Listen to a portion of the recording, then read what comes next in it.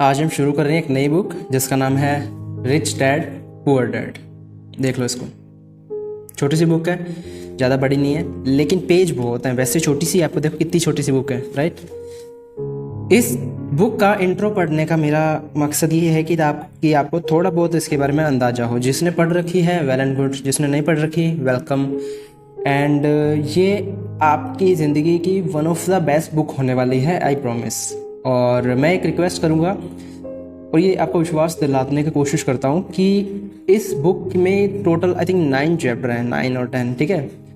तो अगर आपने इस बुक के 9 के 9 चैप्टर मेरे थ्रू कवर कर लिए तो आपकी जो फाइनेंशियल लिटरेसी है, मुझे लगता है कि काफ़ी अच्छे लेवल पर चली जाएगी। तो एक छोटा सा रिक्वेस्ट है कि इन 12 वीडियोस के लिए, यानी कि सिर्फ इस बुक के लिए आप मेरे चैनल को सब्सक्राइब कर लो ताकि आपकी कोई वीडियो मिस ना हो। हर सेकंड डे वीडियो आएगी, जैसे आज आ गई, कल नहीं परसों आएगी। तो उसके बाद चाहे अनसब्सक्राइब कर देना। आई लिटरली, मतलब मैं आपको दबाव नहीं देना चाहता किसी भी चीज़ का, पर मैं चाहता हूँ कि ये बुक आपको ज़रूर पढ़नी चाहिए। क्यों? अगर आप अपनी 20s में, क्योंकि मोस्ट ऑफ द ऑडियंस है मेरी 18 से 35 के बीच में, ठीक है। तो आप जिस एज के अंदर हो, तो उस एज में आपको ये बुक पढ़नी इतनी ज़रूरी है जैसे खाना खाने के साथ साथ पानी पीना ज़रूरी है, ठीक है। तो इसका इंट्रो पढ़ रहा हूँ मैं। चैप्टर हम कल से शुरू करेंगे, ठीक है, मतलब पर वीडियो परसों आएगी। ओके। जो हमारे इसके राइटर हैं, जिनका नाम है रॉबर्ट कियोसाकी, वो इसमें बात कर रहे हैं कि इस बुक को ना मेरे 15th बर्थडे पे पब्लिश किया गया था। ये सेल्फ पब्लिश्ड बुक है। बहुत सारे पब्लिशर्स ने इस ऑफ़र को ठुकरा दिया था कि हम आपकी ये बुक को पब्लिश नहीं करेंगे, क्योंकि इसमें कुछ ऐसी चीज़ें लिखी हुई हैं। 20 year today in 1997 rich dad poor dad was a warning and book of lesson about the future. ठीक है, ये फ्यूचर के बारे में, ये काफ़ी पुरानी बुक है वैसे तो, बट टाइम के साथ साथ इसमें एडिशंस नए जुड़ते गए, ठीक है। तो इसमें कुछ लेसन्स के बारे में बताया गया, जैसे कि रिच डैड पुअर डैड की बुक का सबसे फर्स्ट जो लेसन है उसका नाम है rich don't work for money. बहुत सारे पब्लिशर्स थे जो कहते थे कि ऐसी बात नहीं है, रिच वर्क फॉर मनी क्यों नहीं करते, वो पैसे के लिए तो काम करते हैं।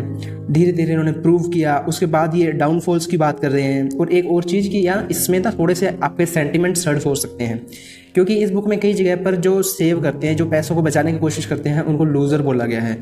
तो मैं अपनी तरफ से नहीं बोल रहा, आप ऐसे मत सोच रहे कि मैं अपनी तरफ से उनको लूज़र बोल रहा हूँ, ठीक है। लेकिन इसमें गरीब लोगों को थोड़ा लूज़र की तरह से देखा गया है, क्योंकि अगर वो लूज़र ना होते तो वो अमीर होते, ठीक है। ये कहना है बेसिकली इस बुक में। और लेकिन ये बुक को उस पर्सपेक्टिव से मत देखना, किसी भी पर्सनल सेंटिमेंट को साइड में हटाकर देखना। तो मैं कहूँगा कि this is one of the best book on financials. ये इसमें क्रैश की बातें की गई है। सबसे जो पहला जो जायंट क्रैश हुआ था 1929 में हुआ था, ठीक है। उसके बाद जो सबसे बड़ा क्रैश हुआ था, आप आई थिंक आपको पता है, 2007-8 के अंदर हुआ था। आप उस समय शायद आपको ध्यान हो, मुझे तो पता है कि बहुत बड़ा क्रैश था। पूरे वर्ल्ड में बहुत ज़्यादा मंदी का टाइम चल रहा था उस समय क्रैश के कारण। बेसिकली वो एक रियल एस्टेट क्रैश था, ठीक है। और इसमें बताया गया है कि टैक्सेस के बारे में, कि रिच लोग जो होते हैं वो टैक्स बहुत कम पे करते हैं। बराक ओबामा का एग्जांपल दिया गया है। बराक ओबामा 30% टैक्स पे करता है अपनी सैलरी का। वहीं एक मिट रोमनी नाम का एक इंसान है जो इलेक्शन में उनके अगेंस्ट खड़ा हुआ था उस समय, बराक ओबामा जब प्रेसिडेंसी जीत रहे थे, इलेक्शन लड़ रहे थे। ये एक बिजनेसमैन था। ये सिर्फ 13% टैक्स देता था। सोचो, बराक ओबामा 30% और ये सिर्फ 13%। क्यों डिफरेंस है? आगे पता चलेगा आपको कि टैक्सेस अमीर लोग कैसे बचाते हैं। और यकीन मानो, ये टैक्सेस आपको अमीर बनाने में बहुत हेल्प करते हैं। क्यों? क्योंकि फॉर एग्जांपल आप 100 रुपये कमा रहे हो, 100 रुपये में से 30 रुपये आपको गवर्नमेंट को देने पड़ेंगे। यही तो टैक्सेस होता है। अगर आपकी अर्निंग साल में 15 लाख से ज़्यादा है तो आपको टैक्सेस देने पड़ते हैं। टैक्सेस 30% है नॉर्मल बंदों के लिए, बिजनेस ओनर्स के लिए। इसीलिए तो ये बहुत बड़ी एक प्रॉब्लम है। लेकिन एक्चुअल जो रिच होते हैं वो 10%, 12%, 13% देते हैं। यानी कि एक तो 100 रुपये में से 30 रुपये देना सरकार को, और बचे हुए 70 में से अपनी कंपनी का खर्चा निकालना, एम्प्लॉयज़ का खर्चा निकालना, और खुद के लिए सेव करना और आगे की इन्वेस्टमेंट करना। सोचो, this is a very big deal. और कहाँ हम 100 रुपये में से सिर्फ 13 रुपये, 10 रुपये दे रहे हैं, तो ऑब्वियसली प्रॉफिट है। तो इस चीज़ के लिए कई चीज़ों की इसमें आपको, मतलब इतना ज़्यादा पैसों के बारे में नॉलेज मिलेगा। कुछ चीज़ें हो सकता है आपको पहले से पता हो, कुछ चीज़ें आपको ऐसी लगेगी कि अच्छा ऐसा भी होता है।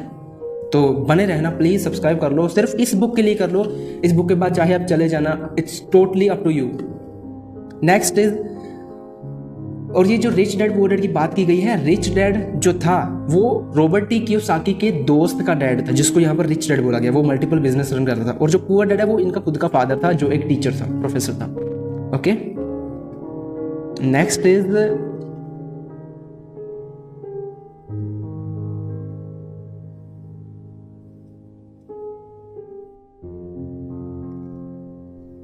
इसकी एक और बुक भी है जिसका नाम है rich dad poor dad first then if you want to learn more why the rich dad getting richer maybe for you.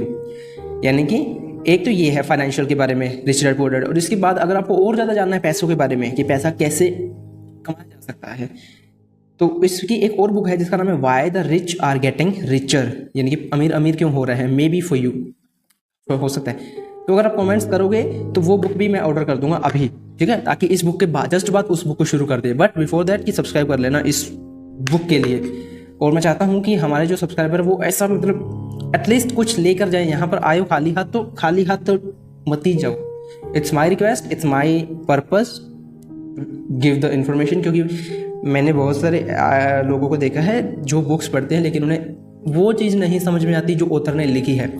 तो आई थिंक कि मुझे बहुत अच्छे से बुक्स समझ में आती हैं, दैट्स वाई हो सकता है इसमें कुछ गलती हो, लेकिन मुझे जहाँ तक लगता है कि मुझे बहुत अच्छे से बुक्स समझ में आती है पहली बार में। और मैं I am a very good reader actually, अपने को प्रेज कर रहा हूँ, it's confidence not over confidence.